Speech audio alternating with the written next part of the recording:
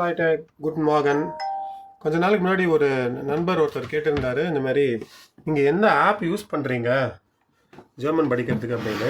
So இந்த வீடியோவில் நான் யூஸ் பண்ணுற ஆப், நான் உபயோகப்படுத்தின ஆப்பு, உபயோகப்படுத்திட்டு இருக்கிற ஆப், சில ஆப் நான் இப்போ உபயோகப்படுத்துறது இல்லை, ஆனால் நான் அன்இன்ஸ்டால் பண்ணுறதுக்கு முன்னாடி ஒரு தடவை உங்களுக்கு காமிச்சிட்டு அன்இன்ஸ்டால் பண்ணலாம் அப்படிங்கிறது தான் வச்சுருக்கேன்.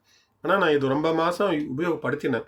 இப்போ எனக்கு இதுக்கான நேரம் கிடைக்காதனால நான் வந்து இதில் அவ்வளோவா உபயோகப்படுத்தலை.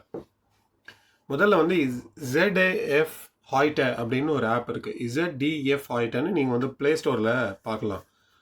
இந்த ஆப் நான் எதுக்கு உபயோகப்படுத்துவேன்னா, இந்த செய்திகள் மற்றும் தினசரிக்கான புது வார்த்தைகள் தெரிஞ்சுக்கிறதுக்கு. இதில் இங்கே நிறையா டேப் கொடுத்துருப்பாங்க. ஸ்டோரிஸ்னால் கதைகள் இல்லை, தினசரி உலகத்தில் நடக்கிற விஷயங்கள். அப்புறம் லைவ் டிவி இருக்குது, மைனே நியூஸ் இருக்குது. ஆனால் நான் உபயோகப்படுத்துகிற இந்த இடம் வந்து இந்த டிக்கர் மட்டும்தான். இந்த டிக்கரில் ஒரு நிமிஷம் அப்டேட் ஆகிட்டே இருக்கும். ஜெர்மனி டைம் ராத்திரி 11:30 மணி வரைக்கும் நினைக்கிறேன். திரும்பி காலையில் 7 மணிக்கு என்னமோ ஆரம்பிக்கும். 6 மணிக்கு ஆரம்பிச்சிருக்கா, 5:30, 11:51 முடிஞ்சிருக்கு, 5:37 ஆரம்பிச்சிருக்காங்க. ஸோ ஒரு குறிப்பிட்ட டைம் வரைக்கும் இருக்கும். ஆனால் கொஞ்ச நேரம் புது செய்திகள் வந்துகிட்டே இருக்கும். இதில் ஏதாவது ஒரு செய்தியை நீங்கள் ஓப்பன் பண்ணும்போது என்ன இருக்கோ அங்கே மேயர் கொடுத்து இதை நீங்கள் படித்து பார்க்கலாம். இப்போ த்ரோனன் இன் உக்ரைன க்ரீக், இது வந்து ஹெட்டிங்கு, அதுக்கப்புறம் உள்ளே இருக்கிற செய்தி. ஆனால் இதில் வந்து என்ன ஒரு விஷயம்னா, நிறைய பொலிட்டிக்ஸ் தான் வரும், அதாவது அரசியல் தான் வந்து நிறையா வரும். ஏன்னா இது செய்திகள் அப்படிங்கிறதுனால உலக செய்திகள் வரும். அது வந்து ஒரு விதத்தில் பாசிட்டிவும் ஒரு விதத்தில் வந்து ஒரு ட்ராபேக்கும்.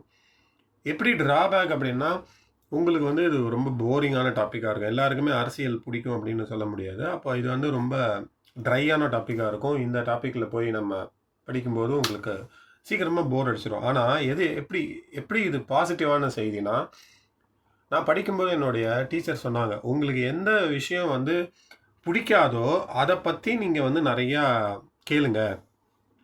ஜெர்மன் நியூஸில் வந்து அதை பற்றி நீங்கள் நிறையா கவனிங்க, அப்போ தான் உங்களுக்கு நிறையா சொற்கள் வந்து உள்ளே போகும் அப்படின்னு சொன்னாங்க. அதை நான் அப்படியே ஃபாலோ பண்ணி கவனித்தேன். இந்த இடத்துல வந்து இந்த நாகரிக்டன் டிக்கர் அப்படின்னு இருக்குது. இதை நீங்கள் ஓப்பன் பண்ணி பார்க்கலாம். அப்பப்போ உங்களுக்கு ஒரு வார்த்தைகள் உங்களை மீறி உள்ளே போகும். ஸோ கொஞ்ச நேரம் இல்லை தினம் ஒரு நிமிஷம் இல்லை 2 நிமிஷம் நீங்கள் ஓப்பன் பண்ணி உள்ளே இருக்கிற செய்திகளை படிக்கலாம்.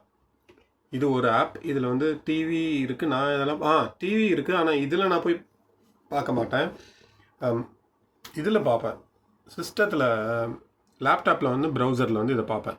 ஆனால் இங்கே வந்து நீங்கள் இது பண்ணலாம், இது வந்து ஆடியோவோடு உங்களுக்கு வரும். இங்கே பாருங்கள்,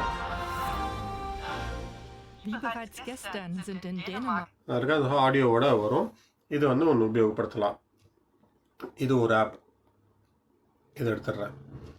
ரெண்டாவது, நான் நிறையா கவனிக்கிற ஆப் வந்து இதுதான், டாய்ச்லாண்ட் ஃபுங்க், DLF நாகரிக்டன் அப்படின்னு சொல்லுவோம். இந்த ஆப்போடைய பேர் டாய்ச்லாண்ட் ஃபுங்க்னு நீங்கள் வந்து இதில் ப்ளே ஸ்டோரில் தேடினீங்கன்னா கிடைக்கும். இது வந்து நான் காலையில் எழுந்துக்கும் போது ஒரு ரேடியோ ஓடுன்னு சொல்லுவேன் இல்லையா, ஒரு ஷார்ட்ஸ்லாம் போட்டிருப்பேன். ஒரு ரேடியோ வந்து நான் என்னுடைய அலாரமோட சிங்க் பண்ணியிருக்கேன். அதுதான் வந்து பாட்டு பாடும், அதுதான் பேசுவோம். அந்த நியூஸை கவனிச்சுட்டே தான் எழுந்துப்பேன்னா அது வந்து இந்த ஆப் தான். ஆனால் இப்போ நான் எழுந்துக்கிறது இல்லை, ஏன்னா இப்போ வந்து நான் இந்த ஆடியோ கவனிச்சுட்டு எழுந்துக்கிறது இல்லை. ஏன்னா இந்தியா போனதுலேருந்து எனக்கு அங்கே ஸ்லீப்பிங் டைம் மாறிடுச்சு. 5 மணிக்கு எப்படியும் இதை அடிச்சுட்டு ஓஞ்சிடுதுன்னு நான் ஆஃப் பண்ணது. இப்போ திருப்பி இங்கே வந்ததுலேருந்து நான் அதை ஆன் பண்ணாமல் விட்டுட்டேன். பட் இப்போ ஆன் பண்ணுவேன் அப்படின்னா இதுதான் நான் பண்ணி கவனிப்பேன். நான் நிறைய கவனித்த ஆப்பு இந்த ஆப். இதில் இங்கே நாகரிக்டன் இருக்கு பாருங்க,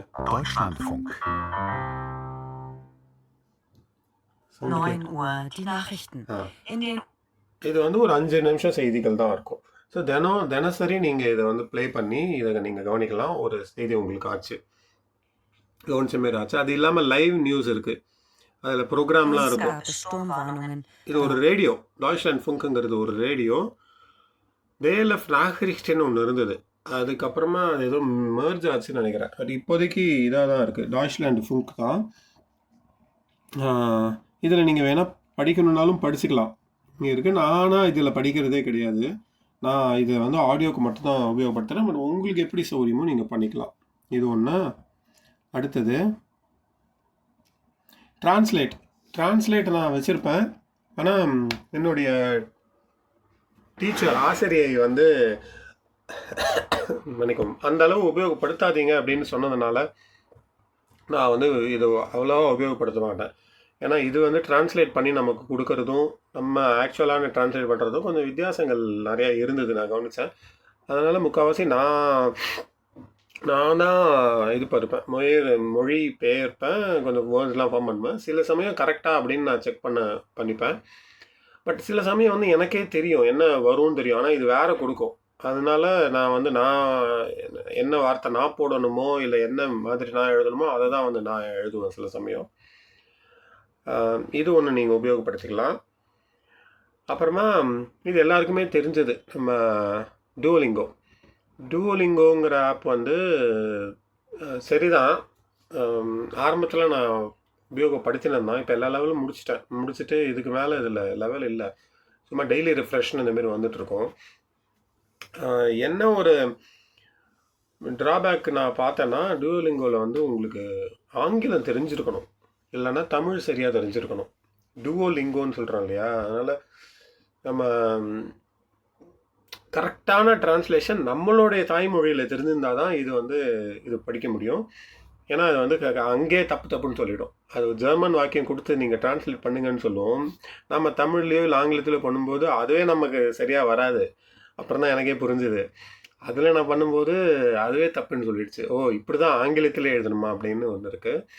இன்னொன்று இது வந்து ஓகே தான், இது முன்னாடி இருந்ததுக்கு இப்போ நிறையா மாற்றிட்டாங்க, நல்லா இருக்குது.